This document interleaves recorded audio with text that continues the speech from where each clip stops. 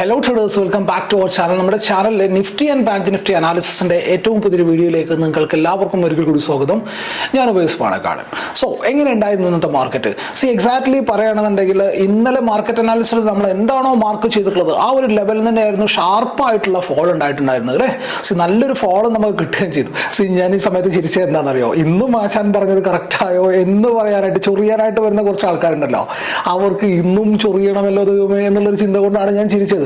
And അഹങ്കാരം കൊണ്ടൊന്നും അല്ല കേട്ടോ. ഇന്നല്ലെങ്കിൽ നാളെ നമ്മൾ പറഞ്ഞ ലെവലിലെ മാർക്കറ്റ് റെസ്പെക്ട് ചെയ്യാത്ത സമയങ്ങളൊക്കെ വരും. ഞാൻ FIAO DIO ഒന്നുമല്ല, ഞാൻ ചാർട്ടിൽ കാണുന്ന എന്താണോ അത് പറയുന്നു എന്ന് മാത്രമേ ഉള്ളൂ. ഏത് സമയത്തും ലോസ് എടുക്കാൻ തയ്യാറായിട്ടാണ് ആസ് എ ട്രേഡർ ഞാൻ ഇവിടെ ഇരിക്കുന്നത്. സോ അവരുടെ ചൊറിച്ചിൽ ഇന്നും കാണാമല്ലോ എന്നുള്ളൊരു സന്തോഷം സത്യം പറഞ്ഞാലുണ്ട്. കാരണം ഈ നെഗറ്റീവ് ആയിട്ടുള്ള ആളുകൾ എപ്പോഴും നമ്മുടെ ലൈഫിൽ നമ്മളൊരു പരിധിക്ക് അപ്പുറത്തെ അവർ നിർത്താൻ പാടുള്ളൂ. അവർ നമ്മളുടെ കൂടെ ഉണ്ടെങ്കിൽ മാത്രമേ നമ്മളുടെ വിജയം ഒന്നുകൂടി നമുക്ക് എൻജോയ് ചെയ്യാൻ പറ്റുകയുള്ളൂ എന്നുള്ളതാണ് ലൈഫിന്റെ റിയാലിറ്റി എന്ന് പറയുന്നത്. സോ നമ്മളൊരു പരിധിക്ക് അപ്പുറത്തേക്ക് അവരെ നമ്മൾ അടുപ്പിക്കാൻ പാടില്ല. അങ്ങനെ അല്ല എന്നുണ്ടെങ്കിൽ എന്താ സംഭവിക്കുക എന്ന് വെച്ചാൽ നമുക്ക് നെഗറ്റിവിറ്റി സ്പ്രെഡ് ആയിട്ട് നമ്മൾ നെഗറ്റീവ് മൈൻഡ് സെറ്റിലേക്ക് ചിന്തിക്കാൻ തുടങ്ങും എന്നുള്ളതാണ്. സോ പറഞ്ഞു വന്ന കേസ് എന്താണെന്ന് വെച്ചാൽ ഇന്നും മാർക്കറ്റിൽ ഷാർപ്പായിട്ടുള്ള ഫോൾ നമുക്ക് കാണാൻ പറ്റിയിട്ടുണ്ട്. സോ മാർക്കറ്റ് ഫോൾ ആവുന്നു എന്ന് പറയുന്നതിന്റെ കൂട്ടത്തിൽ തന്നെ എന്തൊക്കെയുണ്ട് കാര്യങ്ങൾ പറയാനായിട്ട്. ഇന്നലെ നമ്മൾ മാർക്കറ്റിൽ സംസാരിച്ചിട്ടുള്ള ഇമ്പോർട്ടൻ്റ് ആയിട്ടുള്ള ലെവൽസിന്റെ ഒക്കെ താഴെ മാർക്കറ്റ് പ്രോപ്പർ ആയിട്ട് ക്ലോസ് തന്നിട്ടുണ്ട്. സോ ഇന്നലെ നമ്മൾ പറഞ്ഞിട്ടുള്ള ലെവൽ ബാങ്ക് നിഫ്റ്റിയിൽ നോക്കുകയാണെന്നുണ്ടെങ്കിൽ, നിഫ്റ്റി ബാങ്കിൽ നോക്കുകയാണെന്നുണ്ടെങ്കിൽ പിന്നെ 47,900 എന്നുള്ള ലെവലായിരുന്നു അല്ലേ. അതിന്റെ താഴത്തേക്ക് മാർക്കറ്റ് ഷാർപ്പായിട്ട് അപ്രോച്ച് ചെയ്തിട്ടുണ്ട്. ആൻഡ് അറൌണ്ട് 47,500 താഴെയായിട്ട് മാർക്കറ്റ് ട്രേഡ് ചെയ്തിട്ടുമുണ്ട്. സോ ഇത് നമ്മളെ സംബന്ധിച്ച് ഒരു എന്താ പറയാ, as A investor point of വ്യൂവിൽ നോക്കുകയാണെന്നുണ്ടെങ്കിൽ, ഇപ്പൊ എനിക്കാണെന്നുണ്ടെങ്കിലും പോർട്ട്ഫോളിയോ നമ്മുടെ കയ്യിലുണ്ട്. സോ അത് കുറച്ചൊരു ഡീപ്പ് റെഡിലേക്ക് പോകുന്നൊരു സിനാരിയോ തന്നെയാണ്. ബട്ട് എന്നാലും അത് നമ്മൾ ലോങ് ടൈമിലേക്ക് എന്നുള്ള രീതിയിലല്ല എടുത്തേക്കണേ. സോ അങ്ങനെ നോക്കുമ്പോൾ നമുക്ക് ആ ഒരു പെർസ്പെക്റ്റീവിൽ നോക്കിക്കഴിഞ്ഞാൽ നമുക്ക് വലിയൊരു പ്രശ്നം വരുന്നില്ല. സോ ഇവിടെ നമ്മൾ ശ്രദ്ധിക്കേണ്ട കാര്യം എന്താണ്, ഇനി പ്രോപ്പർ ആയിട്ട് ഒരു ബുള്ളിഷ് ക്യാൻഡിൽ ക്ലോസ് കിട്ടുന്നത് വരെ മുകളിലേക്കുള്ള ട്രേഡുകൾ, ഓഫ്കോഴ്സ് ഞാൻ ട്രേഡറാണ്, മുകളിലേക്ക് ട്രേഡ് വന്നാൽ ഞാൻ എടുക്കും. ബട്ട് നമ്മൾ എടുക്കുന്ന ട്രേഡുകൾ വളരെ ചെറിയൊരു ക്വാണ്ടിറ്റിയിൽ ആയിരിക്കണം എന്നുള്ളതാണ് നമ്മൾ ശ്രദ്ധിക്കേണ്ട കാര്യം. ഇന്നും റിവേഴ്സ് ട്രേഡിന്റെ കാര്യത്തിൽ ഞാൻ കുറച്ച് കാര്യങ്ങൾ പറഞ്ഞിട്ടുണ്ടായിരുന്നു. ആൻഡ് ലൈവ് മാർക്കറ്റിൽ പറഞ്ഞിട്ടുള്ള ലെവൽസ് ഒക്കെ ആണെന്നുണ്ടെങ്കിൽ ബ്ലാസ്റ്റിംഗ് പെർഫോമൻസ് ആയിരുന്നു ഉണ്ടായിരുന്നത്. അത് മാത്രമല്ല, ഇന്ന് നമ്മളുടെ അക്കൗണ്ട് ഓപ്പൺ ചെയ്തിട്ടുള്ള ആളുകളുടെ കൂടെ ഉണ്ടായിരുന്ന ക്ലാസും കാര്യങ്ങളൊക്കെ ഉണ്ടായിരുന്നു. ഞാൻ അതിൽ എഡിറ്റിംഗും കാര്യങ്ങളൊക്കെ ബാക്കിയുണ്ട്. ഞാൻ അടുത്ത ദിവസം എന്തായാലും ഞാൻ അതിനെ റെക്കോർഡ് ചെയ്തിട്ട് യൂട്യൂബിൽ പോസ്റ്റ് ചെയ്യുന്നതാണ്. ഞാൻ പറഞ്ഞു വന്ന കാര്യം എന്താണെന്ന് വെച്ചാൽ, സോ ഇനി ആർക്കെങ്കിലും ആ ഒരു ഗ്രൂപ്പിൽ ജോയിൻ ചെയ്യണം, അതായത് ലൈവ് മാർക്കറ്റ് അനാലിസിസ് കിട്ടണം എന്നുണ്ടെങ്കിൽ നിങ്ങൾ താഴെ അക്കൗണ്ട് ഡിസ്ക്രിപ്ഷൻ ബോക്സിൽ നമ്മൾ അക്കൗണ്ട് ഓപ്പൺ ചെയ്യാനുള്ള ലിങ്ക് കൊടുത്തിട്ടുണ്ട്. അതിനകത്ത് അലൈസ് ബ്ലോഗിന്റെ ലിങ്കിൽ വെച്ചിട്ട് അക്കൗണ്ട് ഓപ്പൺ ചെയ്യുകയാണെന്നുണ്ടെങ്കിൽ ഞാൻ ആ ഒരു ഗ്രൂപ്പിനകത്തേക്ക് ആഡ് ചെയ്യും.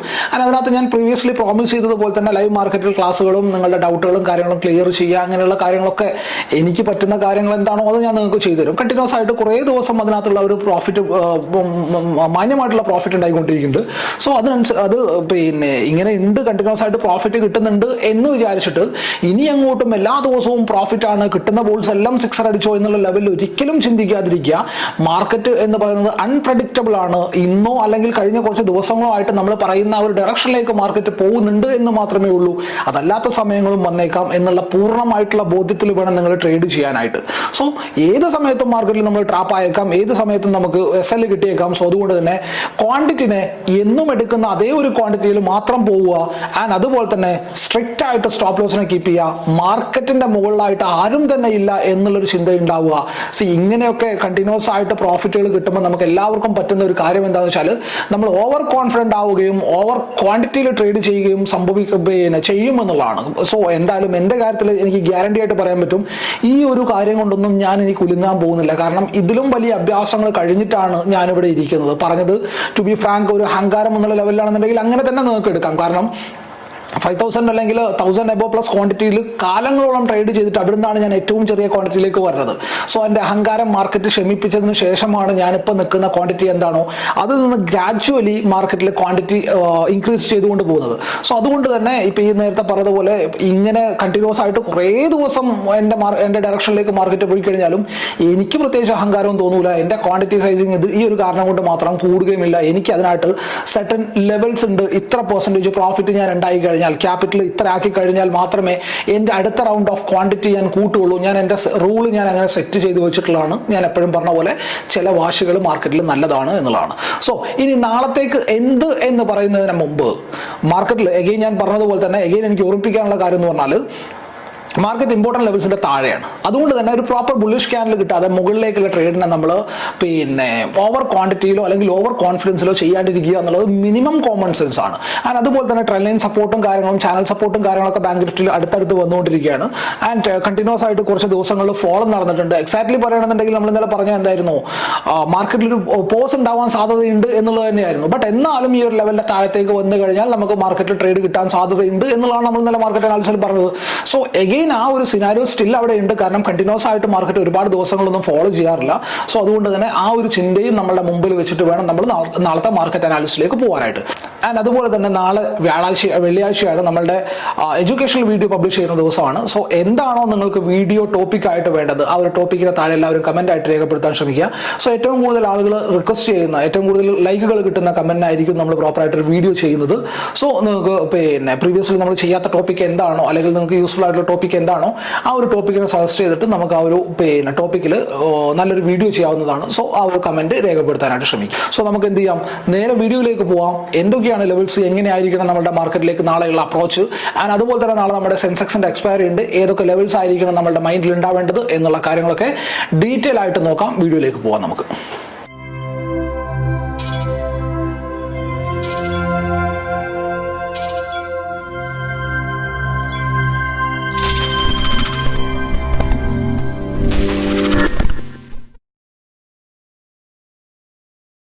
ഓക്കെ, നമ്മളിപ്പോൾ ഉള്ളത് നിഫ്റ്റി ബാങ്കിന്റെ 50 മിനിറ്റ് ടൈം ഫ്രെയിം ചാർട്ടിലാണ്.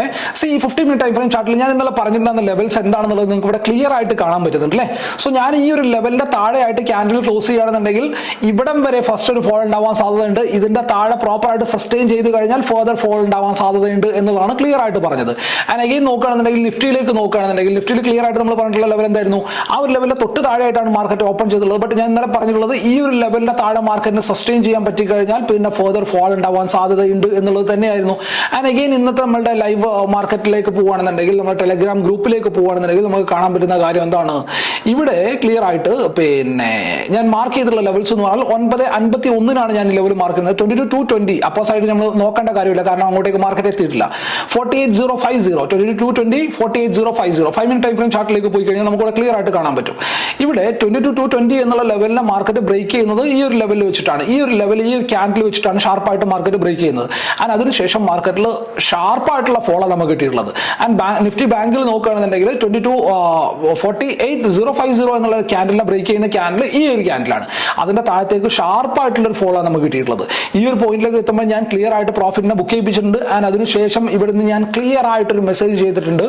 ഇവിടെ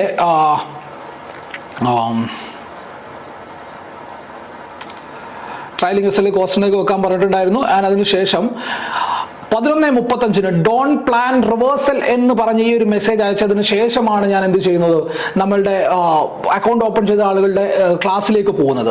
സോ 11:35 ഞാൻ ആ ഒരു പോയിന്റ് പറഞ്ഞത്. അതിനുശേഷം മാർക്കറ്റ് മേ ബി മുകളിലേക്ക് പോയിട്ടുണ്ടാവാം. ബട്ട് ഇവിടെ സംഭവിച്ചിട്ടുള്ളത് എന്താ നോക്കി, എഗെയിൻ മാർക്കറ്റിൽ ഡയറക്ഷൻ താഴത്തേക്ക് തന്നെ ആയിരുന്നു എന്നുള്ളതാണ് അല്ലേ. സോ ഇതാണ് ഇതിനകത്ത് ഏറ്റവും ഇമ്പോർട്ടന്റ് ആയിട്ടുള്ള ക്രക്സ് ആയിട്ടുള്ള കാര്യം എന്ന് പറയുന്നത്. Never ever trade against a trend. ട്രെൻഡിന് അഗെയിൻസ്റ്റ് ആയിട്ട് ട്രേഡിനെ നിങ്ങൾ ചെയ്യാണ്ടിരിക്കുക. കണ്ടിന്യൂസ് ആയിട്ട് മാർക്കറ്റിൽ ഒരു ഫോൾ ഉണ്ട്, 48,000 താഴെ മാർക്കറ്റ് സസ്റ്റെയിൻ ചെയ്തിട്ടുണ്ട് എന്ന് പറഞ്ഞു കഴിഞ്ഞാൽ ഇവിടുന്ന് കിട്ടുന്ന ഓരോ പുൾ ബാക്കിലും ഒന്നെങ്കിൽ അവരെന്ത് ചെയ്യും, പ്രോഫിറ്റിനെ ബുക്ക് ചെയ്യാനായിട്ട് ശ്രമിക്കും, ഓർ എൽസ് അവരെന്ത് ചെയ്യും, പുതിയ സെല്ലേഴ്സ് ആ ഒരു ചാർട്ടിലേക്ക് ഇൻവൈറ്റഡ് ആവും എന്നുള്ളതാണ്. സോ ഇതുകൊണ്ടാണ് ഞാൻ ക്ലിയർ ആയിട്ട് ഇനി മുകളിലേക്കുള്ള ട്രേഡിനെ പ്ലാൻ ചെയ്യരുത് എന്ന് പറയുന്നത്. ക്ലിയർ ആയിട്ട് കാര്യം മനസ്സിലായിട്ടുണ്ട് ഞാൻ വിശ്വസിക്കുകയാണ്. ആൻഡ് എഗെയിൻ നോക്കുകയാണെന്നുണ്ടെങ്കിൽ നാളത്തേക്ക് എന്ത് എന്ന് നോക്കുകയാണെന്നുണ്ടെങ്കിൽ ക്ലിയർ ആയിട്ട് നമുക്ക് 50 മിനിറ്റ് ടൈം ഫ്രെയിം ചാർട്ടിലേക്ക് നോക്കിക്കഴിഞ്ഞാൽ 50 മിനിറ്റ് ടൈം ഫ്രെയിം ചാർട്ടിലേക്ക് നമ്മൾ പോയി കഴിഞ്ഞാൽ ഇവിടെ നമുക്ക് കാണാൻ വരുന്ന കാര്യം എന്താണ്, മാർക്കറ്റിൽ ലാസ്റ്റ് പോയിന്റിൽ ഇവിടെ വെച്ചിട്ട് ചെറിയൊരു ഓക്കെ ഞാൻ അതിന് മുമ്പ് ഞാൻ 1 അവർ ടൈം ഫ്രെയിം ചാർട്ടിലേക്ക് പോവാം. 1 അവർ ടൈം ഫ്രെയിം ചാർട്ടിൽ കുറച്ച് ഇമ്പോർട്ടന്റ് ആയിട്ടുള്ള കാര്യങ്ങൾ എനിക്ക് നിങ്ങൾക്ക് കാണിച്ചു തരാനുണ്ട്.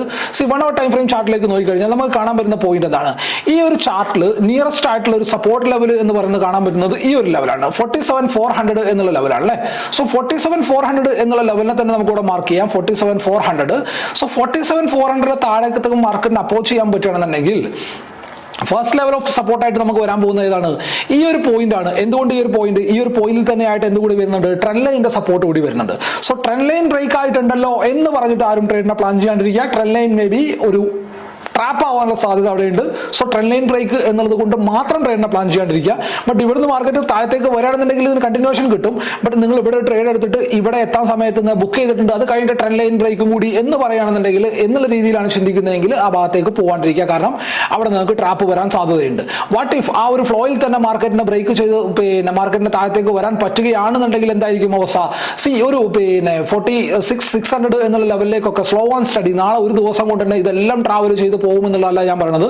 ബട്ട് നാളെ ഇൻട്രാഡേയിലേക്ക് വേണ്ടിയിട്ട് നമുക്ക് ഈ 47,000 ടാർഗറ്റ് ആയിട്ട് നമുക്ക് പ്ലാൻ ചെയ്യാൻ പറ്റും. ആ ഒരു ഡയറക്ഷനിലേക്കൊക്കെ മാർക്കറ്റ് മൂവ് ചെയ്യുന്നതായിട്ട് നമുക്ക് കാണാൻ പറ്റും എന്നുള്ളതാണ്. സോ അതിനെ താഴത്തേക്ക് മാർക്കറ്റിന് സസ്റ്റെയിൻ ചെയ്യാൻ പറ്റുകയാണെന്നുണ്ടെങ്കിൽ സ്ലോ ആൻഡ് സ്റ്റഡി മാർക്കറ്റ് ഈ ഒരു ലെവലിലേക്കൊക്കെ, അതായത് 46,600 എന്നുള്ള ലെവലിലേക്കൊക്കെ മാർക്കറ്റ് അപ്രോച്ച് ചെയ്യുന്നതായിട്ട് നമുക്ക് കാണാൻ പറ്റും. വാട്ട് ഇഫ് നാളെ മൊമെന്റം അപ്പർ സൈഡിലേക്കാണെന്നുണ്ടെങ്കിൽ ആസ് ഓഫ് നൗ ഞാൻ വാച്ച് ചെയ്യാൻ പോകുന്ന പോയിന്റ് എന്ന് പറഞ്ഞാൽ 15 മിനിറ്റ് ടൈം ഫ്രെയിം ചാർട്ടിലേക്ക് തന്നെ പോകാം. സപ്പോർട്ട് മാത്രമായിരുന്നു എനിക്ക് ആ ഒരു ടൈം ഫ്രെയിമിൽ നിങ്ങൾക്ക് കാണിച്ചു തരാനുണ്ടായിരുന്നത്.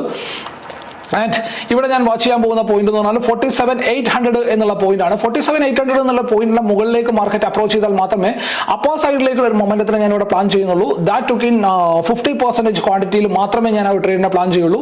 സോ ആ ഒരു ലെവലിലേക്ക് മാത്രമായിരിക്കണം നിങ്ങളുടെ ചിന്ത ഉണ്ടാവേണ്ടത്. ചെറിയ ക്വാണ്ടിറ്റിയിൽ മാത്രമായിരിക്കണം അപ്പർ സൈഡിലേക്കുള്ള ട്രേഡിനെ നിങ്ങൾ പ്ലാൻ ചെയ്യേണ്ടത്. ഇനി എന്താണ് വാട്ട് ഇഫ് മാർക്കറ്റിൽ ഗ്യാപ്പ് അപ്പോ ഗ്യാപ്പ് ഡൗണുകളാണ് ഉണ്ടാവുന്നതെങ്കിൽ, ഹെവി ഗ്യാപ്പ് ഡൗൺ ആണെന്നുണ്ടെങ്കിൽ, നല്ല ഗ്യാപ്പ് ഡൗൺ ഒക്കെയാണ് വരുന്നുണ്ടെങ്കിൽ ഇനീഷ്യലി ഒരു പുൾ ബാക്ക് എന്തായാലും മാർക്കറ്റിൽ വരും. സോ അത് വാച്ച് ചെയ്യണം. ആൻഡ് വാച്ച് ചെയ്യാന്ന് പറഞ്ഞാൽ അതിനെ ട്രേഡ് ചെയ്യണം എന്നുള്ള രീതിയിലല്ല ഞാൻ പറയുന്നത്. ഗ്യാപ്പ് ഡൗൺ ഉണ്ടായി പെട്ടെന്ന് തന്നെ ട്രേഡിലേക്ക് ചാടി കയറി ഷോർട്ട് ചെയ്യുന്നു എന്നുള്ള രീതിയിൽ ആവരുത്. എഗെയിൻ ഒരു റിവേഴ്സൽ വരാൻ സാധ്യതയുണ്ട്. അതിനുശേഷം നമുക്ക് താഴത്തേക്കുള്ള ഒരു ചെറിയ ടൈം ഫ്രെയിമിൽ ഒരു റിവേഴ്സലോ കാര്യങ്ങളോ കിട്ടുകയാണെന്നുണ്ടെങ്കിൽ നമുക്ക് താഴത്തേക്കുള്ള ട്രേഡിനെ പ്ലാൻ ചെയ്യാവുന്നതാണ്. സോ ഗ്യാപ്പ് ഡൗൺ ആണ് ഉണ്ടാവുന്നതെങ്കിൽ ചെറിയ പ്രോഫിറ്റ് ബുക്കിംഗ് വരാൻ സാധ്യതയുണ്ട്. And this chart gap up ആണ് ഉണ്ടാവുന്നതെങ്കിൽ 47,800 എന്നുള്ള ലെവലിന്റെ മുകളിലുള്ള ഗ്യാപ്പ് അപ്പുകളാണ് മാർക്കറ്റിൽ ഉണ്ടാവുന്നതെങ്കിൽ എഗെയിൻ ചെറിയൊരു കൺഫ്യൂഷൻ ഉണ്ടാവാൻ സാധ്യതയുണ്ട്. സോ അതുകൊണ്ട് തന്നെ ഒരു റേഞ്ച് ബ്രേക്ക് ഔട്ടോ അല്ലെങ്കിൽ ഒരു പ്രൈസ് ആക്ഷൻ ഉണ്ടെങ്കിൽ മാത്രമേ മുകളിലേക്കുള്ള ട്രേഡിനെ ഞാൻ പ്ലാൻ ചെയ്യുകയുള്ളൂ എന്നതാണ്.